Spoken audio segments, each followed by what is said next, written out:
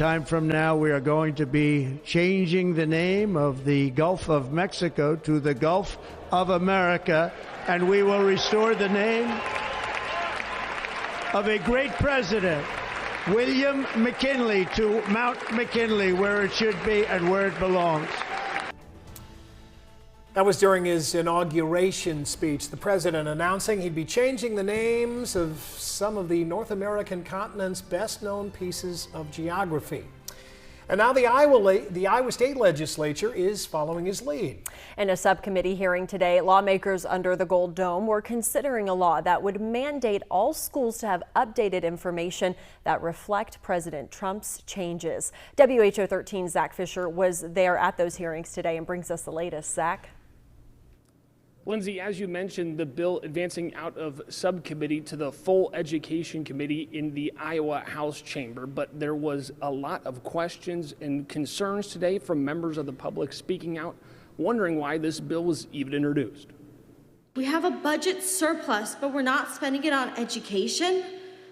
I don't know what's going on. Why are we printing pamphlets for children when we could be buying them textbooks and investing them in higher paid wages for teachers and actually investing in school buildings? There is an executive order, and as I read the bill, it just talked about the U.S. Board of Geographic Names and how they're supposed to institute the process. So I think as that moves forward, we'd be interested in seeing how that ends up. Now, several lobbyists and members of the public speaking today registered as undecided or opposed. No one speaking in favor of the bill outside of the two Republican lawmakers that had advanced it through subcommittee. Now, the bill would require public and private schools to have all classroom instruction, and all handouts should be using the Gulf of America and Mount McKinley. Now, today, the chair of the subcommittee was asked if textbooks would have to be changed. They just need to be explained as anything that would be no longer current in any textbook. I don't think this is a major deal. I personally believe that actually referring to it as the Gulf of America is a better way of referring to it because of what I said. You know, it's bordered by the United States and also Mexico. It's not just totally in Mexico. So I also asked the subcommittee chair for the Gulf of America and Mount McKinley that's shown on a map. Would maps need to be updated as well? He says no, teachers would just have to explain that this was the name and here is the name now.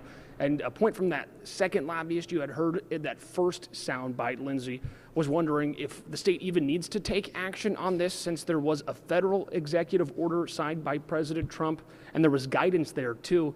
He was saying if that would apply to school districts here in the state and how they would implement that into curriculum.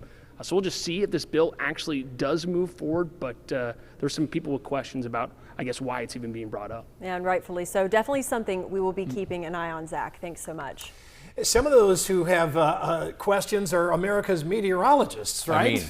You say that term all the time. Gulf of Mexico, the front coming down, hurricanes. It's so true. Often I just say it's Gulf moisture. I mean, Yeah, this the is, Gulf. I mean, for 30 whatever years Can't I've go been doing wrong. that, but it's usually the Gulf of Mexico moisture. I'm just saying. Always has been. Right now, I'd love to see some Gulf of Mexico or America, whatever, temperatures. That's what we'd love to see.